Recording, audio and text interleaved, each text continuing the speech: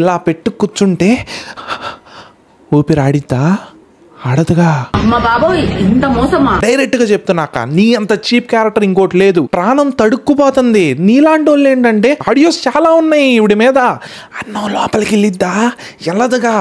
డబ్బు నీతి మాలింది ఇంకోటి ఉందా చెప్పు. ఊపి రెండు చూసావా? ఆపేసుకో. ఒక నల్ల కుక్క గురించి ఒక వీడియో వచ్చింది, ఆ వీడియో కూడా చూపిస్తా మీకు ఇప్పుడు.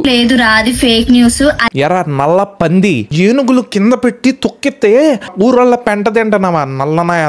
ఏంట్రా వ్యభిచారం కంటే దారుణమైన పని చేస్తున్నావురా నువ్వు. వార్నింగ్ ఇస్తున్నా, హెచ్సియు మీద ఎవడైనా కానీ తొక్కి నారదీయాలి ఒక్కొక్కడిని. రా రక్తం మరుగుతుందా?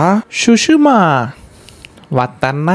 Hi guys, welcome back to film Bolte. ఈ వీడియోలో ఒక మహాపతివ్రత గురించి, ఒక మహానటి గురించి, అంటే ఈవిడ ఎలాంటిదంటే డబ్బులు ఇస్తే అది ఎలాంటిదైనా చూడదు, కనీసం మీరు కుక్క పెంట ఇచ్చినా తినేసిద్ది. అలాంటి ఒక మహానటి, ఒక సావిత్రి, అలాంటి టైపు ఒక అమ్మాయిని మీ ముందు పెట్టబోతున్నాయి ఇవాళ.